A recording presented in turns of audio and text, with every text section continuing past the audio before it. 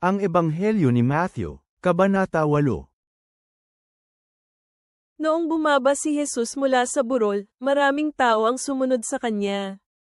Masdan ito, isang lalaking may ketong ang lumapit at lumuhad sa kanya na nagsasabi, "Panginoon, kung iyong nais, maaari mo akong gawing malinis." Inabot ni Jesus ang kanyang kamay at hinawakan siya na nagsasabing, "Nais ko. Maging malinis ka." Agad siyang nalinis sa kanyang ketong. Sinabi sa kanya ni Jesus, "Huwag mo itong sabihin kahit kanino man. Humayo ka sa iyong daan at magpakita ka sa pari at ihandog mo ang kaloob na iniutos ni Moises bilang patutos sa kanila." Pagpasok ni Jesus sa Capernaum, isang senturyon ang lumapit at kumausap sa kanya. Na nagsasabing, "Panginoon, ang aking lingkod ay nakarete sa bahay, paralisado at lubhang nahihirapan." Sinabi ni Jesus sa kanya, "Pupunta ako at pagagalingin ko siya."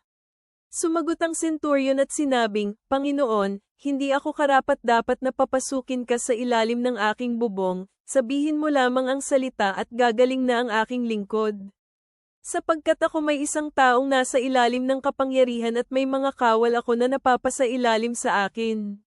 Sinasabi ko sa isa, humayo ka, at siya ay humayo, sa isa halika, at siya ay lalapit at sa aking lingkod gawin mo ito, at ginawa nga niya." Nang marinig ito ni Jesus, siya ay namangha at kanyang sinabi sa mga taong sumusunod sa kanya, "Totoo ito sasabihin ko sa inyo, hindi pa ako nakakita ng may ganitong pananampalataya sa Israel. Sinasabi ko sa inyo, maraming darating mula sa silangan at kanluran at sila ay sasandal sa mesa ni Abraham, Isaac at Jacob sa kaharian ng langit. Ngunit ang mga anak ng kaharian ay ipatatapon sa kadiliman sa labas na kung saan may pagtangis at pagngangalit ng ngipin." Sinabi ni Jesus sa senturyon, "Humayo ka. Mangyari sa iyo ang naaayon sa iyong pinaniwalaan." At gumaling nga ang kanyang lingkod sa ganap na oras na iyon. Pagkarating ni Jesus sa bahay ni Pedro, nakita niya ang biyenang babae ni Pedro na nakahiga at nilalagnat. Hinawakan ni Jesus ang kanyang kamay at inibsan siya ng lagnat. Bumangon siya at nagsimulang maglingkod sa kanya. Nang sumapit ang gabi, dinala ng mga tao kay Jesus ang maraming taong sinapian ng mga demonyo. Pinalayas niya ang mga espiritu sa pamamagitan ng salita at pinagaling niya ang lahat ng may sakit. Sa ganitong paraan natupad ang sinabi ni Isaias na propeta, "Kinuha niya ang ating mga sakit at dinala ang ating mga karamdaman." Ngayon, nang nakita ni Jesus ang maraming tao sa paligid niya, nagbigay siya ng mga tagubili na aalis siya upang magpunta sa kabilang ibayo ng dagat ng Galilea. At may lumapit na eskriba sa kanya at nagsabi, "Guro, susunod ako sa iyo saan ka man magpunta." Sinabi ni Jesus sa kanya, "May mga lungga ang mga asong gubat, may mga pugad ang mga ibon sa himpapawid, ngunit ang anak ng tao ay wala man lamang lugar na mapagsandalan ng kanyang ulo." May ibang alagad din ang nagsabi sa kanya, "Panginoon, payagan mo akong ilibing muna ang aking ama."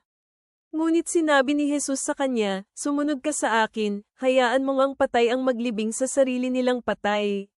Nang sumakay na si Jesus sa bangka, sumunod sa kanya ang mga alagad niya. Masdan ito, nagkaroon ng isang malakas na bagyo sa dagat kaya natabunan ng mga alon ang bangka. Ngunit natutulog si Jesus. Pumunta sa kanya ang kanyang mga alagad at siya ay ginaisang nila na nagsasabi, "Iligtas mo tayo, Panginoon, mamamatay na tayo." Sinabi ni Jesus sa kanila, "Bakit kayo natatakot, kayong maliitang pananampalataya?" At bumangon si Jesus at sinaway ang mga hangin at ang dagat. At nagkaroon ng labis na katahimikan. Namangha ang mga lalaki at sinabi nila, "Anong uring tao ito, maging ang dagat at hangin ay sumusunod sa kanya?" Nang dumating si Jesus sa kabilang dako, sa bayan ng mga Gadareno, may sumalubong sa kanya na 2 lalaki na sinapian ng mga demonyo. Galing sila sa mga libingan at lubhang napakarahas kaya walang mga manlalakbay ang nakararaan sa daan na iyon. Masdan ito, sumigaw sila at nagsabi, "Ano ang pakialam namin sa iyo, anak ng Diyos? Naparito ka ba upang kami ay pahirapan bago ang itinakdang oras? Ngayon, may kawan ng mga baboy ang nanginginain doon sa hindi kalayuan sa kinaroroonan nila." Patuloy na nagmakaawa kay Jesus ang mga demonyo at nagsasabing, kung paaalisin mo kami, ipadala mo kami at papasukin sa kawan ng mga baboy. Sinabi ni Jesus sa kanila, pumunta kayo. Lumabas ang mga demonyo at pumasok sa mga baboy. At masdan ito, nagmadali ang mga baboy pababa sa isang matarik na burol sa dagat at namatay silang lahat sa tubig. Ang mga lalaking nag-aalaga sa mga baboy ay nagsitakbuhan. Nagpunta sila sa lungsod at ipinamalita ang lahat, lalo na ang nangyari sa mga lalaking sinapian ng mga demonyo. Masdan ito, lahat ng lungsod ay nagpunta upang makita si Jesus. At nang makita nila siya, nagmakaawa sila na umalis siya sa kanilang rehiyon. Maawing na manggagamot, salamat sa iyong habag na umabot sa mga itinakwil at nasiraan ng loob. Sabihin mo ang iyong salita at pagalingin ang aming mga puso tulad ng pagpapagaling mo sa alipin ng senturyon. Tulungan mo kaming magtiwala sa iyong kapangyarihan at pumunta kung saan mo kami ipinapadala. Naway humanga ka sa aming pananampalataya habang sinusunod namin ang iyong tawag.